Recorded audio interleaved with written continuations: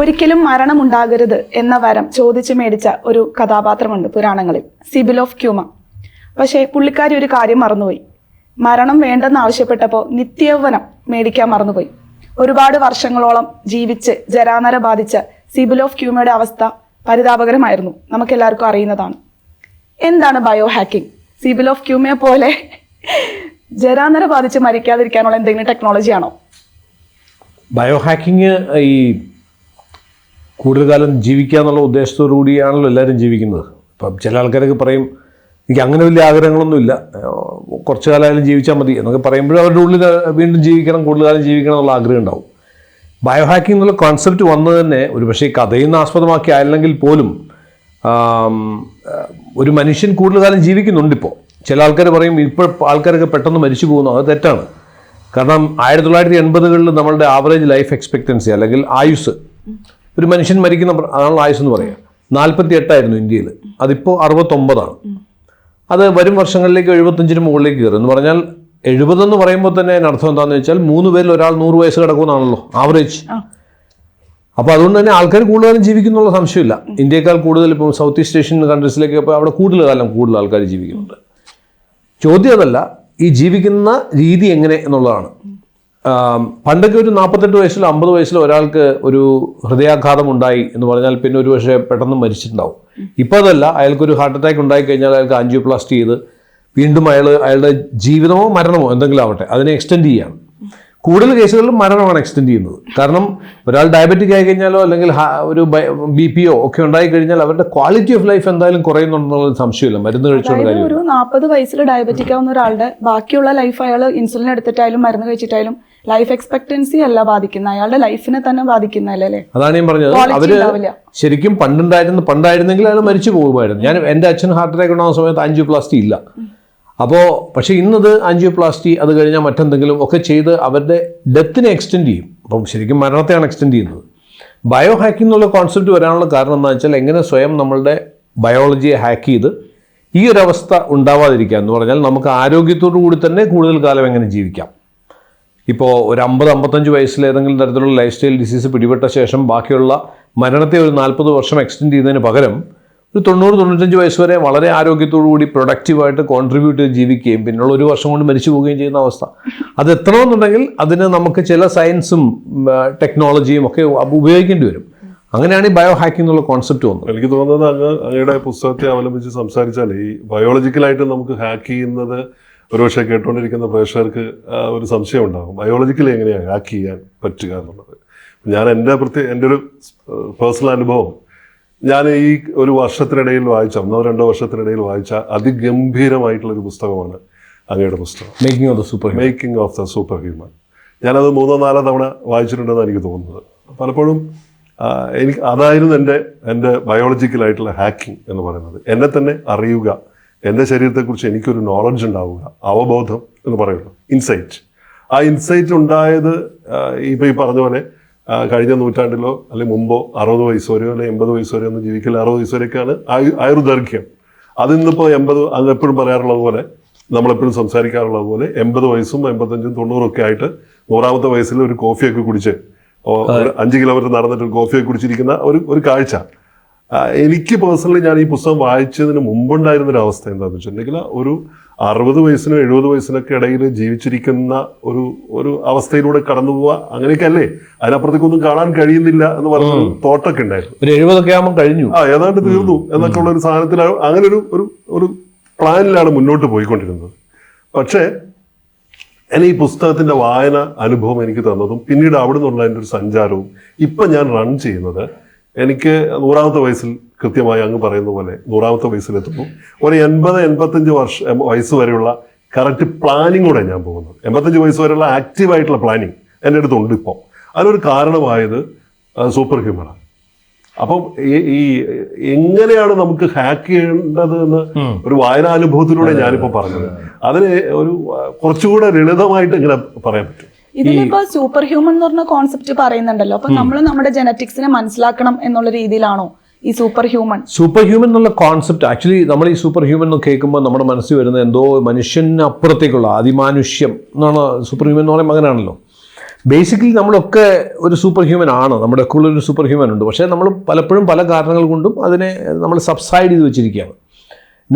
ഞാൻ ഉദ്ദേശിക്കുന്ന super human എന്ന് പറയുന്നത് സ്വന്തം ആരോഗ്യം എന്ന് പറയുമ്പോൾ സ്വന്തം ശരീരം, സ്വന്തം മനസ്സ്, ബ്രെയിൻ, ഇതിനെ മൂന്നായിട്ട് തന്നെ ഞാൻ കാണുന്ന ആളാണ്. ഇതിനെ മൂന്നിനെയും സ്വന്തം വരുതിയിൽ എത്തിക്കാൻ പറ്റുക, അല്ലെങ്കിൽ അതിനെ മാനേജ് ചെയ്യാൻ പറ്റുക, നമുക്ക് സ്വയം മാനേജ് ചെയ്യാൻ പറ്റുക എന്ന് പറഞ്ഞാൽ ബ്രെയിനിനെ മാനേജ് ചെയ്യുക എന്ന് പറഞ്ഞാൽ ദേഷ്യം വരണോ വേണ്ടോ എന്നുള്ളത് ഞാൻ തീരുമാനിക്കുക, സങ്കടം വരണോ, അതാണ് ഹാക്കിംഗ് എന്ന് പറയുന്നത്. അപ്പോൾ അത്തരത്തിൽ നമ്മളുടെ ശരീരത്തെയും മനസ്സിനെയും ബ്രെയിനിനെയും നമ്മളുടെ വരുതിയിൽ കൊണ്ടുവരിക. അതിലൂടെ അത് വെറുതെ പഴയ പ്രമാണങ്ങൾ മാത്രമല്ല, നമ്മൾ പഴയ സിദ്ധാന്തങ്ങളെ ഉപയോഗിക്കുന്നുണ്ടെങ്കിൽ പോലും അതിനോടൊപ്പം തന്നെ പുതിയ ടെക്നോളജികളും സയൻസും. ഒരുപക്ഷെ 15 വർഷം മുമ്പ് ഇതിന് വലിയ റിലവൻസ് ഇല്ലായിരുന്നു. കാരണം 15 വർഷം മുമ്പ് ഇതുമായിട്ട് ബന്ധപ്പെട്ട യാതൊരു സയൻസും അവൈലബിൾ അല്ലായിരുന്നു. ജെനറ്റിക്സ് പോലും നോക്കിയാൽ നമ്മളുടെ ജെനറ്റിക് പ്രീഡിസ്പോസിഷൻ, അല്ലെങ്കിൽ നമ്മളുടെ ജീനുകളെ ആദ്യം മനസ്സിലാക്കിയ ശേഷം അതിൽ വരാൻ സാധ്യതയുള്ള അസുഖങ്ങളെ മുൻകൂട്ടി മനസ്സിലാക്കി അതിൻ്റെ ട്രിഗർ എന്താണെന്ന് ഐഡൻറ്റിഫൈ ചെയ്ത് ഈ പ്രോസസ്സ് തുടങ്ങുന്നതിന് ഹ്യൂമൻ ജിനോം പ്രൊജക്റ്റ് വരുന്നത് 2003 അപ്പോൾ ഇതിനൊക്കെ റിലവൻസ് വന്നത് ജെനോമിക്സിലുണ്ടായിട്ടുള്ള അഡ്വാൻസ്മെൻറ്റ്, മൈക്രോബയോം, നമ്മളുടെ ഗട്ടിനകത്തുള്ള മൈക്രോബയോമിൻ്റെ അതിനെക്കുറിച്ചുള്ള പഠനങ്ങളിലുണ്ടായിട്ടുള്ള അഡ്വാൻസ്മെൻറ്റ്, കോഗ്നിറ്റീവ് സ്റ്റഡീസ്, നമ്മുടെ ബ്രെയിനുമായി ബന്ധപ്പെട്ട സ്റ്റഡീസ് വന്നിട്ടുള്ള അഡ്വാൻസ്മെൻറ്റ്, പിന്നെ വന്നിട്ടുള്ളത് ഏറ്റവും പ്രധാനപ്പെട്ട AI ഇതിനെല്ലാം ക്രോഡീകരിക്കാനും നമുക്കതിനെ പറ്റുന്ന രീതിയിലേക്ക് മാറ്റിത്തരാൻ സാധിച്ചു. അപ്പം പിന്നെ IoTs എന്ന് പറയുമ്പോൾ ഇതുപോലുള്ള, ഇതിപ്പോൾ ഒരു IoT ആണ്, ഒരു ഇൻ്റർനെറ്റ് ഓഫ് തിങ്സ് എന്ന് പറയില്ലേ നമ്മൾ, സ്മാർട്ട് വെയറബിൾസ് എന്നൊക്കെ പറയും. അപ്പോൾ എൻ്റെ സ്ലീപ്പ് ഉൾപ്പെടെ എല്ലാം ഈ റിങ്ങിൽ നിന്ന് എൻ്റെ മൊബൈലിലേക്ക് ഞാൻ കോഡ് ചെയ്യുന്നുണ്ട്. എനിക്കറിയാം രാവിലെ എണീക്കുമ്പോൾ ഞാൻ എത്ര മണിക്കൂർ ഉറങ്ങി, അതിനകത്ത് എത്ര മണിക്കൂർ ഡീപ്പ് സ്ലീപ്പ് ഉണ്ടായിരുന്നു, എത്ര മണിക്കൂർ ലൈറ്റ് സ്ലീപ്പ് ഉണ്ടായിരുന്നു. ചില സിനിമയിലൊക്കെ പറയുന്നല്ലേ ഉറക്കത്തിൻ്റെ അഗാധതയിൽ, അപ്പോൾ അത് എത്ര ഉണ്ടായിരുന്നു എന്നൊക്കെ നമുക്ക് മെഷർ ചെയ്യാൻ പറ്റും.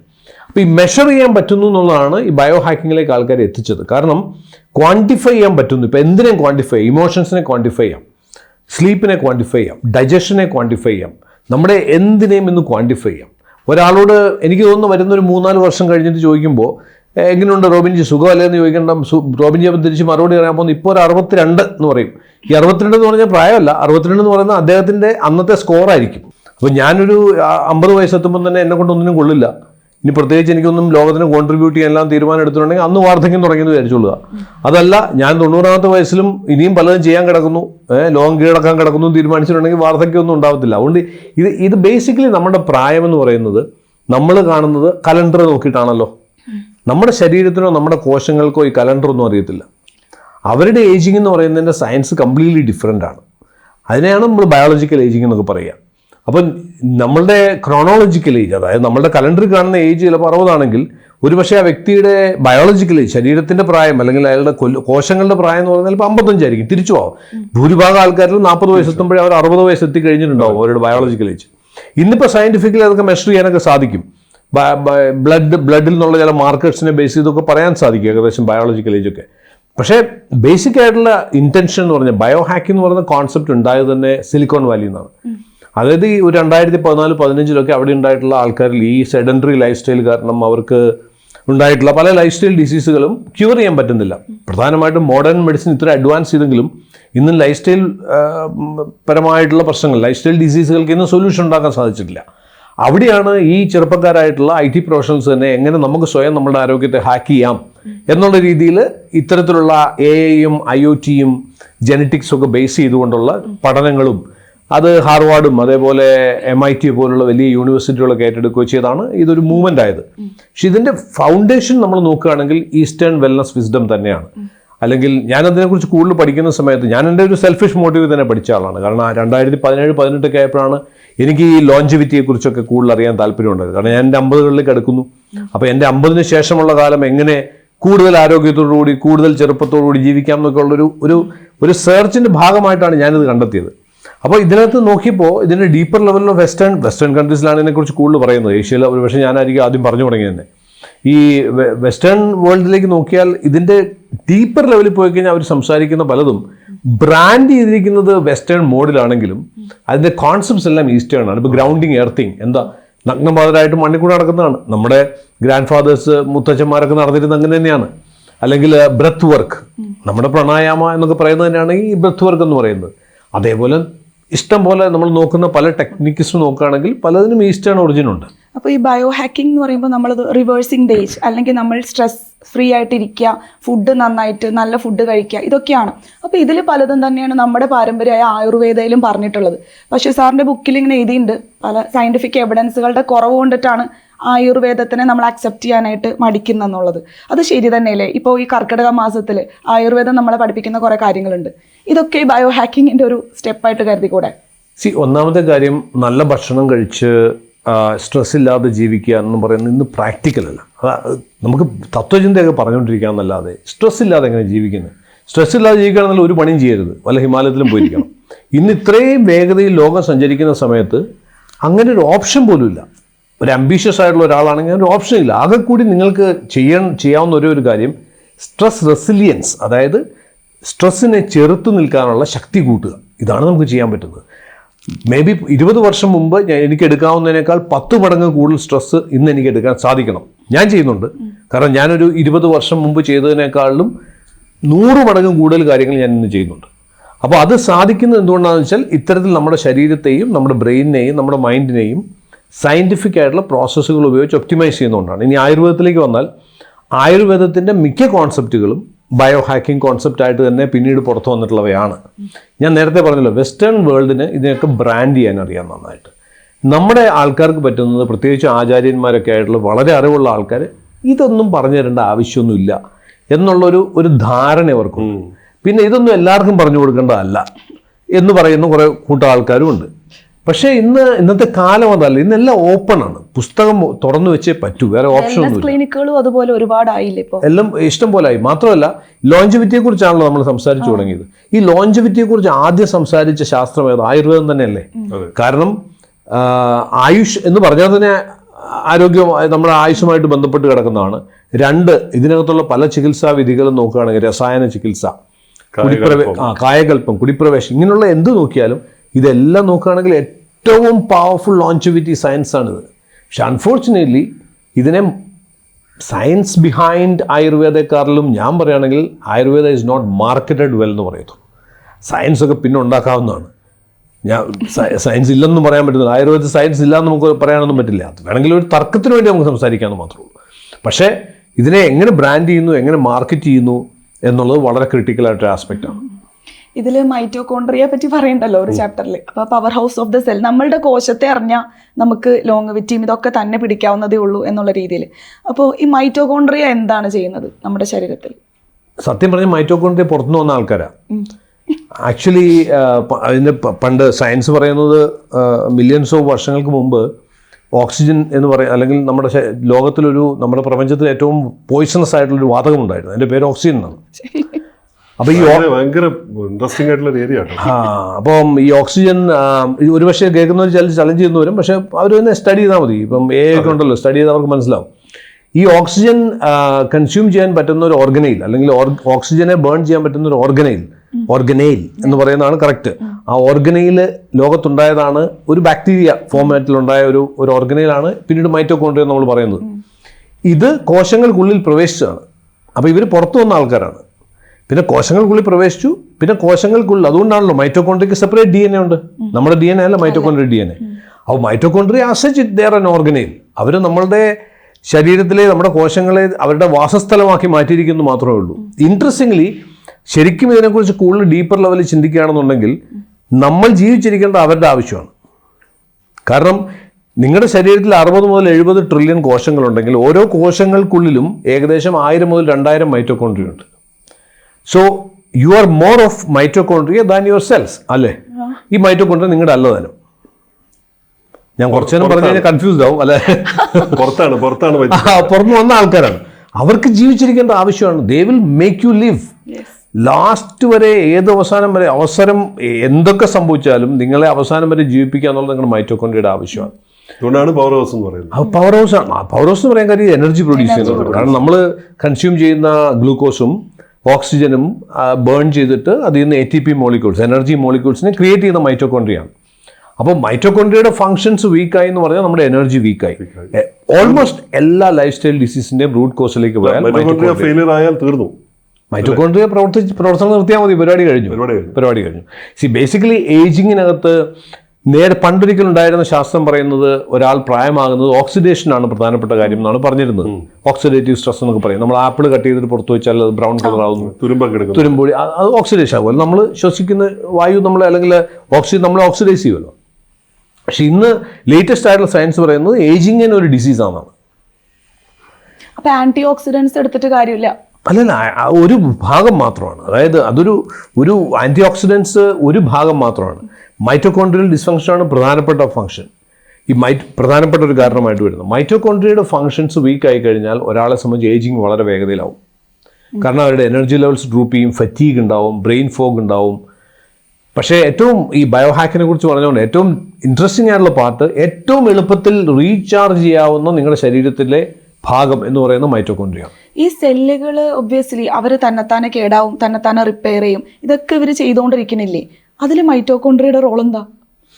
മൈറ്റോകോൺഡ്രിയയുടെ പ്രധാനപ്പെട്ട റോള് സെല്ലിന്റെ റിപ്പയറുമായി ബന്ധപ്പെട്ടല്ല, ശരിക്കും പറഞ്ഞാൽ എനർജി പ്രൊഡക്ഷനുമായിട്ട് ബന്ധപ്പെട്ടാണ്. കാരണം മൈറ്റോകോൺഡ്രിയയുടെ എപ്പോഴും ഫംഗ്ഷൻ ചെയ്യുന്നത് ഇതൊരു അമീബിയാക്ക് പോലെ ഇങ്ങനെ വേണമെങ്കിൽ അതിന് ഒരുമിച്ച് ചേരാം, അല്ലെങ്കിൽ സെപ്പറേറ്റ് ചെയ്യാം. ഇപ്പം ഒരു എക്സാമ്പിൾ പറഞ്ഞാൽ, നമ്മളൊന്നും ചെയ്യാതെ ഇപ്പോൾ കുറച്ച് നേരം ഇങ്ങനെ ഇരിക്കുന്ന സമയത്ത് നമ്മുടെ സെല്ലുകൾക്കുള്ളിലെ മൈറ്റോകോൺഡ്രിയയുടെ എണ്ണം കുറയുന്ന കാണാൻ പറ്റും. അതിന് മൈറ്റോകോൺഡ്രിയൽ ഫിഷൻ എന്ന് പറയും, ഫ്യൂഷൻ എന്ന് പറയും. അതേസമയം നമ്മൾ ആക്റ്റീവ് ആയി കഴിഞ്ഞാൽ അപ്പോൾ തന്നെ എണ്ണം കൂടും. അപ്പോൾ മൈറ്റോകോൺഡ്രിയൽ ഫിഷൻ ചാർജ് എന്തായാലും കൂടുതൽ കൺസ്യൂം ചെയ്യാൻ വേണ്ടി. അതാണ് ഈ നമ്മൾ രാവിലെ നല്ല തണുപ്പുള്ള രാവിലെ എണീറ്റിട്ട് പുഴവെള്ളത്തിലൊന്ന് കുളിച്ച് കയറുമ്പോൾ കിടുകിടുപ്പില്ലേ? ഈ കിടുകിടുപ്പ് വരുന്നത് എന്താണെന്ന് വെച്ചാൽ ബേസിക്കലി ഈ മൈറ്റോകോൺഡ്രിയൽ ഫിഷനിൽ നിന്ന് വരുന്നതാണ്. അപ്പോൾ കൂടുതൽ മൈറ്റോകോൺഡ്രിയ നിങ്ങളുടെ ഓരോ കോശങ്ങളിലും ഉണ്ടാവും. അപ്പോൾ എന്താ സംഭവിക്കുക? കൂടുതൽ എനർജി അതിന് കൂടുതൽ കൺസ്യൂം ചെയ്യേണ്ടി വരും, കൂടുതൽ ഗ്ലൂക്കോസ് വേണ്ടി വരും. അപ്പോൾ നമുക്ക് അസുഖം വരാനല്ല, അല്ല, നമുക്ക് അതുകൊണ്ടാണല്ലോ വിശപ്പ് തോന്നുന്നത്. അതുകൊണ്ടാണ് പെട്ടെന്ന് വിശപ്പ് തോന്നുന്നത്.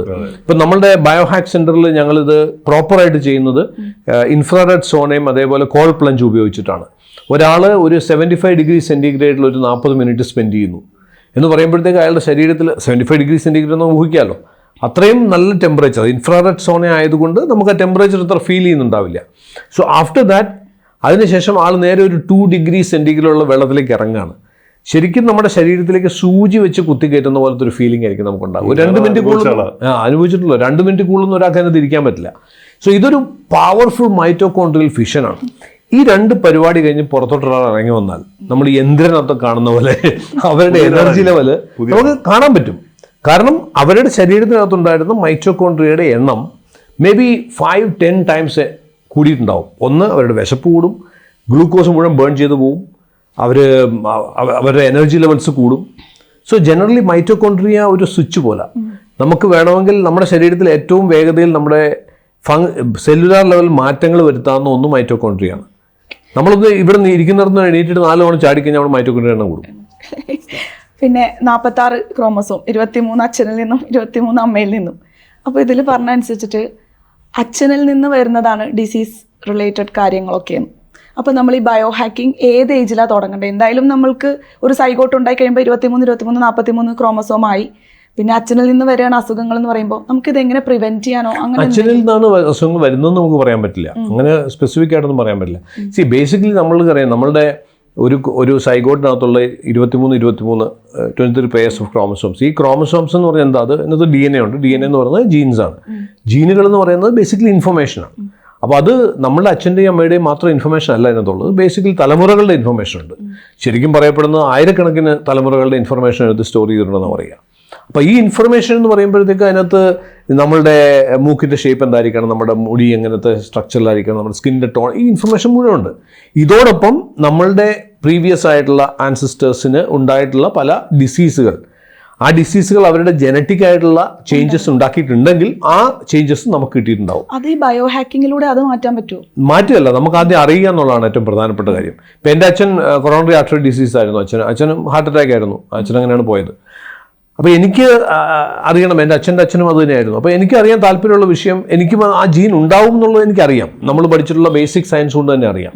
എനിക്കറിയേണ്ടത് ഈ ജീൻ ഉണ്ടെന്ന് പറഞ്ഞാൽ അത് നമ്മൾ ജനിക്കുന്ന സമയം ആ ജീൻ നമ്മുടെ ഉറപ്പും ഉണ്ട്, അല്ലാതെ അത് പെട്ടെന്ന് എവിടെ നിന്ന് വന്നതല്ലല്ലോ. സോ പിന്നെ ഒരാൾക്ക് ഹാർട്ട് അറ്റാക്ക് ഉണ്ടാകുന്ന എപ്പോഴാണ്? ആ ജീൻ എക്സ്പ്രസ് ചെയ്യുമ്പോഴാണ്. നമുക്ക് അറിയേണ്ടത് എന്താണ്? എപ്പോഴാണ് ഇത് എക്സ്പ്രസ് ചെയ്യുന്നത്, എന്തുകൊണ്ട് എക്സ്പ്രസ് ചെയ്യുന്നു, എന്താണ് ഇതിൻ്റെ trigger. Genes are loaded guns, it needs to be triggered എന്ന് പറയാം. ജീനുകൾ എന്ന് പറഞ്ഞാൽ ലോഡഡ് ഗണ്ണാണ്, അല്ലാതെ അത് പ്രശ്നമൊന്നും ഉണ്ടാക്കത്തില്ല. പക്ഷെ ഇതിനെ ട്രിഗർ ചെയ്യണം. ഈ ട്രിഗർ എന്താണെന്നുള്ള ഐഡന്റിഫൈ ചെയ്യണം. ട്രിഗർ ഉണ്ടാക്കരുത് നമ്മൾ. ആ ട്രിഗർ എന്താണെന്ന് ആദ്യം ഐഡന്റിഫൈ ചെയ്യണം. അതാണ് ബയോ ഹാക്കിങ്ങിലൂടെ പോസിബിൾ ആവുന്നത്. ഇപ്പം ഞങ്ങൾ വി റൂട്ട്സ് ചെയ്യുന്നത്, നമ്മുടെ എക്സ്പെർട്ടൈസ് എന്ന് പറയുന്നത് ഈ ട്രിഗർ ഐഡന്റിഫിക്കേഷൻ ആണ്. ജനോം ടെസ്റ്റുകൾ. ആ ട്രിഗർ ഐഡന്റിഫൈ ചെയ്ത് കഴിഞ്ഞാൽ പിന്നെ നമുക്ക് അതിന് പറ്റുന്ന ആ ട്രിഗർ ഉണ്ടാവാത്ത രീതിയിൽ നിങ്ങളുടെ ലൈഫ് സ്റ്റൈലിനെ മോഡിഫൈ ചെയ്യുക എന്നുള്ളതാണ് പിന്നീട് അടുത്ത സ്റ്റെപ്പ്. അതായത് ആഞ്ചലീന ഷോളിയുടെ അമ്മയ്ക്ക് ബ്രസ്റ്റ് ക്യാൻസർ എന്തോ ഉണ്ടായിരുന്നു. അപ്പൊ ആ ഒരു ജീൻ തന്നിലും ഉണ്ടാവും എന്നുള്ളൊരു റിയലൈസേഷന്റെ പുറത്ത് ആഞ്ചലീന ഷോളി എന്തൊക്കെയോ ചെയ്തു. അതാണോ ഈ പറയുന്നത്? അവര് ജെനോമിക് ടെസ്റ്റ് ചെയ്തു. അത് ബ്രാക്ക എന്ന് പറഞ്ഞൊരു ജീനുണ്ട്. അതാണ് നോർമലി ബ്രസ്റ്റ് ക്യാൻസറുമായിട്ട് കണക്ട് ചെയ്തിട്ടുള്ളത്. അപ്പോൾ അത് സ്പെസിഫിക് ആയിട്ട് ബ്രാക്ക ടെസ്റ്റ് ചെയ്ത് കഴിഞ്ഞു, ആ ജീൻ ടെസ്റ്റ് ചെയ്ത് കഴിയുമ്പോൾ അതിൽ മ്യൂട്ടേഷൻ ഉണ്ട്. മ്യൂട്ടേഷൻ എന്ന് പറഞ്ഞാൽ എറർ ഉണ്ട് എന്ന് കണ്ടു കഴിഞ്ഞാൽ ബ്രാക്ക ജീൻസിൽ എറർ ഉണ്ടെങ്കിൽ അല്ലെങ്കിൽ മ്യൂട്ടേഷൻ ഉണ്ടെങ്കിൽ 98% ചാൻസും അവർക്ക് ഒന്നെങ്കിൽ ഓവേറിയൻ ക്യാൻസറോ ബ്രസ്റ്റ് ക്യാൻസറോ ഉണ്ടാവും, സാധ്യതയുണ്ട്. സോ അവർ ബ്രസ്റ്റ് റിമൂവ് ചെയ്തു, അത് റീകൺസ്ട്രക്ട് ചെയ്തു. അതോടുകൂടി അവരുടെ complete chance of getting the disease has reduce drastically. Maybe 10% താഴെ വന്നു എന്നാണ് പറയുന്നത് ആഞ്ചലിന ജോളിയുടെ കേസിൽ. ഇപ്പം ഈ സപ്ലിമെൻറ്റേഷൻ ഒത്തിരി ആൾക്കാർ കഴിക്കുന്ന ഒരു കാലം കൂടിയാണല്ലോ ഇപ്പോൾ. സപ്ലിമെൻറ്റേഷൻ ആൾക്കാരുടെ ധാരണ സപ്ലിമെൻറ്റേഷൻ ചുമ്മാ അങ്ങനെ കഴിക്കാം എന്നുള്ളതാണ്. പക്ഷേ അതും ബേസിക്കലി ചില ആൾക്കാർക്ക് നെഗറ്റീവ് റിസൾട്ട് തരാം. നമ്മളുടെ എക്സ്പീരിയൻസ് കണ്ടുള്ള ബി കോംപ്ലക്സ് ആണ് ഏറ്റവും കൂടുതൽ ആൾക്കാർ കഴിക്കുന്നത്. എന്തെങ്കിലും ഉണ്ടെങ്കിൽ ഉടനെ ബി കോംപ്ലക്സ് വാങ്ങിച്ച് കഴിക്കുക. ബി കോംപ്ലക്സ് എല്ലാവർക്കും പറ്റുന്നൊന്നുമല്ല. ഇപ്പോൾ നമ്മുടെ ശരീരത്തിൽ ഏറ്റവും നീളം കൂടിയ ജീന് MTHFR എന്ന് പറഞ്ഞൊരു ജീനാണ്. ഈ ജീനിനകത്താണ് ഏറ്റവും കൂടുതൽ മ്യൂട്ടേഷൻ, നീളം കൂടുതലായതുകൊണ്ട്. മ്യൂട്ടേഷൻ എന്ന് പറയുമ്പോൾ എറർ നോർത്താൽ മതി. അപ്പോൾ അങ്ങനെ വരുന്ന ആൾക്കാരിൽ ഇപ്പോൾ എനിക്ക് MTHFR മ്യൂട്ടേഷൻ ഉണ്ട്, ഒരുപക്ഷെ മിക്ക ആൾക്കാർക്കുള്ള. അപ്പോൾ അങ്ങനെയുള്ള ആൾക്കാരിൽ പലപ്പോഴും ഈ ബി വൈറ്റമിൻസ് പലതും ഉണ്ടല്ലോ, B1 മുതൽ അങ്ങോട്ട് കിടക്കില്ലേ, ഇതിനകത്ത് ചില ബി വൈറ്റമിൻസ് നെഗറ്റീവ് റിസൾട്ട് കൊടുക്കുന്നുണ്ടാവും. ഇപ്പോൾ ഒരു എക്സാമ്പിൾ പറഞ്ഞാൽ B6 എന്നുള്ളൊരു വൈറ്റമിൻ എന്നെ സംബന്ധിച്ചിടത്തോളം എനിക്കത് നെഗറ്റീവ് റിസൾട്ട് തരും. കാരണം അതുമായി സ്പെസിഫിക് ആയിട്ട് കിടക്കുന്നത്. കാരണം എനിക്ക് ഓൾറെഡി ജനറ്റിക്കലി ഹയർ കോൺസെൻട്രേഷൻ ഉണ്ട് എനിക്ക്. അതേസമയത്ത് എനിക്ക് B9 എന്നുള്ള വൈറ്റമിൻ ലോവർ ജനറ്റിക്കലി. അപ്പോൾ എനിക്കത് മനസ്സിലാക്കി കഴിഞ്ഞാൽ ഞാൻ എപ്പോഴും എൻ്റെ B9 ലെവൽ ഒപ്റ്റിമൈസ് ചെയ്ത് നിർത്താൻ പറ്റിക്കഴിഞ്ഞാൽ അതിൽ നിന്നുണ്ടാകുന്ന സബ്സിക്വൻ്റ് ആയിട്ടുള്ള പ്രോബ്ലംസ് ഉണ്ട്. അതായത് ഈ B9 ലെവൽ ഡ്രോപ്പ് ചെയ്ത് ഒരു ലെവലിന് താഴേക്ക് പോയാൽ ഇത് മറ്റൊരു ജീനിനെ ഓണാക്കും. ഇത് നമ്മുടെ ശരീരത്തിൽ ഓരോന്നും പാർട്ടായിട്ടല്ല, ഇതൊക്കെ പാത്ത് വേസ് ആണ്. അപ്പോൾ ഈ പാത്ത് വേസ് കൂടെയാണ് ഇത് ഉണ്ടാവുന്നത്. ഇപ്പം കൊറോണറി ആർട്ടറി ഡിസീസ് ഒരാൾക്ക് ഹാർട്ട് അറ്റാക്ക് ഉണ്ടാവുന്നു. ഈ ഹാർട്ട് അറ്റാക്ക് ഉണ്ടാകുന്ന പറഞ്ഞാൽ പെട്ടെന്ന് ഹൃദയം നിന്ന് പോകുക അതിനർത്ഥം. നിന്ന് പോകുമ്പോഴാണ് നമ്മൾ അറിയുന്നത്. പക്ഷെ അവിടെ ഏതോ ഒരു പാത്ത് വേ വർക്ക് ചെയ്തിട്ടുണ്ടാവും. അപ്പം കൊറോണറി ആർട്ടറി ഡിസീസ് എനിക്ക് ആ റിസ്ക് ഉള്ള ആളാണ്. അപ്പോൾ എനിക്ക് ആ ജീൻ വേരിയൻ്റ് ഉണ്ട്. പക്ഷേ നമ്മൾ കണ്ടിട്ടുള്ളത് ഓൾമോസ്റ്റ് ഈ ജീൻ വേരിയൻറ്റ് എനിക്കുണ്ടായിട്ടുള്ള ഈ ജീൻ വേരിയൻറ്റ് ഉള്ള ആൾക്കാരിൽ ഭൂരിഭാഗം ആൾക്കാരിലും മോർ ദാൻ 90% ആൾക്കാരിലും അവർക്ക് ഹോമോസിസ്റ്റീൻ എന്നുള്ള ഒരു നമ്മളുടെ ശരീരം തന്നെ ഉൽപ്പാദിപ്പിക്കുന്ന ഒരു പ്രോട്ടീനാണ്. ഈ ഹോമോസിസ്റ്റീനെ ഹയർ ലെവലിലേക്ക് എലിവേറ്റ് ചെയ്യുന്ന ലെവലിലുള്ള ജീൻ വേരിയൻറ്റും ഉണ്ടാവാറുണ്ട്. അതും എന്നിലുണ്ട്. അപ്പോൾ അത് ഹോമോസിസ്റ്റീൻ ലെവലിൽ എനിക്ക് ബ്ലഡ് ടെസ്റ്റ് ചെയ്ത് അറിയാൻ പറ്റും. ഈ ജീൻ ടെസ്റ്റ് ജീവിതത്തിൽ ഒരിക്കൽ മാത്രം ചെയ്താൽ മതി. കാരണം നമ്മുടെ ജീൻ മാറത്തില്ലല്ലോ. ഒരു ചുരുക്കി പറഞ്ഞാൽ ഈ നോളജാണ് ബയോഹാക്കിംഗ്. ഈ നോളജ് മാത്രമല്ല, അതിനെ നമ്മൾ ആക്ട് ചെയ്യണം. ഇപ്പോൾ ഹോമോസിസ്റ്റീൻ ഞാനിപ്പോൾ എല്ലാം ഒരു 4 മാസം കൂടുമ്പോൾ എൻ്റെ ഹോമോസിസ്റ്റീൻ ഒന്ന് ചെക്ക് ചെയ്യും. അപ്പോൾ അതൊരു 10-12 എന്നുള്ള എൻഷുർ ചെയ്യും. സപ്പോസ് അത് കയറി കാണുന്നുണ്ടെങ്കിൽ. കാരണം ഈ ഹോമോസിസ്റ്റീൻ ഈ ജീനിനെ ഓൺ ആക്കുന്ന വേറെന്തോ ഒരു ട്രിഗർ പിന്നെയും കിടപ്പുണ്ട്. ആ ട്രിഗറാണ് എൻ്റെ കേസിൽ B9 ഡെഫിഷ്യൻസി. ഈ വി റൂട്ട്സ് നമുക്ക് ഇത്തരം തിരിച്ചറിയാനുള്ള ഒരുപാട് മാർഗങ്ങൾ അവലംബിക്കുന്നുണ്ടല്ലോ അല്ലേ? ഉണ്ട്. നമുക്ക് പല വെബിനാറുകളും പുസ്തകങ്ങളും ഒക്കെ ഉണ്ടല്ലോ. അതെ. അപ്പോൾ ഈ ഒരു ട്രാക്കിലാണ് നമ്മൾ ബയോഹാക്ക് ചെയ്യാന്ന് പറയുന്നത്. ബയോഹാക്ക് ചെയ്യാന്ന് പറഞ്ഞാൽ നമ്മൾ വ്യക്തമായ സയൻറ്റിഫിക്കലി ഡീറ്റെയിൽ ആയി പോയി മനസ്സിലാക്കി സയൻറ്റിഫിക് ആയിട്ടുള്ള പ്രോസസ്സിലൂടെ നമ്മൾ റൂട്ട് കോസിൽ എത്തിയ ശേഷം അതിനെ ഹാക്ക് ചെയ്യുക. ഇതാണ് അതിൻ്റെ മെയിൻ ആയിട്ടുള്ളത്. നമ്മുടെ ശരീരത്തെ നമ്മൾ അറിയുക അല്ലെ, എന്തൊക്കെ കുറവുകളാണ് അല്ലെങ്കിൽ കൂടുതലാണ് എല്ലാ അർത്ഥത്തിലും നമ്മൾ അറിയുക. ബോഡി, ബ്രെയിൻ, മൈൻഡ് ഇതിനൊക്കെ നമുക്കിപ്പോൾ ഹാക്ക് ചെയ്യാൻ പറ്റും. ഇന്നിപ്പോൾ പറ്റും എന്ന് പറയാൻ കാര്യം ഞാൻ നേരത്തെ പറഞ്ഞതാണ്. കാരണം ഇപ്പോൾ നമുക്ക് എല്ലാം ക്വാണ്ടിഫൈ ചെയ്യാം. ഇപ്പോൾ നമ്മൾ പറയുന്നല്ലോ, ഇപ്പം ഏജിനെ കുറിച്ച് പറഞ്ഞുകൊണ്ട് ഞാൻ പറയാം. എനിക്കത് പറ്റിയിട്ടുണ്ട്. അല്ല, ഏജിനെ കുറിച്ച് പറഞ്ഞുകൊണ്ട് പറയാം. ഇപ്പം നമ്മൾ ഇപ്പോഴും ബയോളജിക്കൽ ഏജ് ഇപ്പം ഒരാളിപ്പം ചോദിക്കുകയാണ്, നിങ്ങളുടെ ഇപ്പം റോബിൻസിനോട് ചോദിക്കണം എൻ്റെ ബയോളജിക്കൽ ഏജ് മെഷർ ചെയ്യാമെന്ന് വെച്ചാൽ ഒരു പരിധിവരെ സാധിക്കും. അതിന് ചില സ്പെസിഫിക് ബ്ലഡ് മാർക്കേഴ്സ് ഉണ്ട്. അപ്പോൾ ആ ബ്ലഡ് മാർക്കേഴ്സ് നോക്കിയ ശേഷം അത് അറിയാവുന്ന എക്സ്പെർട്ടുകളുടെ കൊടുത്തു കഴിഞ്ഞാൽ അവർക്ക് ഏകദേശം ബയോളജിക്കൽ ഏജ് മെഷർ ചെയ്യാം. നമ്മൾ ചെയ്യാറുണ്ട്. അതിന് 100% ആക്യുറസിയിലേക്ക് വരുന്ന ഒരു സമയത്തിൽ എത്തിക്കൊണ്ടിരിക്കുക ബയോളജിക്കൽ ഏജ് മെഷർമെൻറ്റിൽ. അത് വലിയ താമസം, ഒരു വർഷത്തിന് 100% ആക്യുറസി നമ്മുടെ ബയോളജിക്കൽ ഏജ് മെഷർ ചെയ്യാൻ സാധിക്കും. അപ്പോൾ ഒരാൾക്ക് ഹെൽത്ത് ഗോൾ സെറ്റ് ചെയ്യുമ്പോൾ തന്നെ നിങ്ങൾക്ക് തന്നെ വേണമെങ്കിൽ സെറ്റ് ചെയ്യാം. എൻ്റെ ഇപ്പോഴത്തെ ഏജ്, ബയോളജിക്കൽ ഏജ് സപ്പോസ് 56 എൻ്റെ ആക്ച്വൽ ഏജ് 50. എനിക്ക് എൻ്റെ ബയോളജിക്കൽ ഏജ് 50 താഴെ കൊണ്ടുവരണം എന്ന് പറഞ്ഞ് സെറ്റ് ചെയ്ത് വർക്ക് ചെയ്യാൻ സാധിക്കും. നമ്മളിപ്പോൾ അങ്ങനെ ചെയ്തു തുടങ്ങിയിട്ടുണ്ട് ഓൾറെഡി. നമ്മുടെ സെൻട്രൽ ചെയ്യുന്നുണ്ട് ഇപ്പോൾ. കുറച്ചുകൂടെ യുവത്വത്തിലേക്ക് വരാനുള്ള സാധിക്കും. യുവത്വം എന്ന് പറയുന്നത് ബയോളജിക്കൽ ഏജ് എന്നുള്ള രീതിയിൽ. ഒരു 3 വർഷം കഴിഞ്ഞാൽ നോക്കിയോളൂ, കല്യാണാലോചനകൾക്ക് പോലും ബയോളജിക്കൽ ഏജ് സർട്ടിഫിക്കറ്റ് കാണിക്കേണ്ട അവസ്ഥ വരും. കാരണം ചെറുക്കൻ 28 വയസ്സാന്ന് പറഞ്ഞിട്ട് എന്താ കാര്യം? അവന് ബയോളജിക്കൽ ഏജ് 40 ആയിട്ടുണ്ടെങ്കിലോ കാര്യമില്ല അല്ലേ? ശരിയല്ലേ ഞാൻ പറഞ്ഞു? അപ്പോൾ ബയോളജിക്കൽ ഏജ് എന്ന് പറയുന്നത് ഇനി വരാൻ പോകുന്ന സ്റ്റാൻഡേർഡ് ആയിരിക്കും. അത് വരുന്നതോടുകൂടി മനുഷ്യൻ ആരോഗ്യം നിലനിർത്തിയേ പറ്റൂ, അല്ലെങ്കിൽ പെണ്ണ് കിട്ടൂല. പിന്നെ ഇപ്പോഴത്തെ കാലത്ത് ചെറുപ്പക്കാർക്ക് പെണ്ണ് വേണ്ടെന്നുള്ളത് അതുകൊണ്ട് എനിക്കറിയില്ല. പക്ഷെ മര്യാദയ്ക്ക് ജീവിക്കാനെങ്കിലും അത് വേണം. അതെ.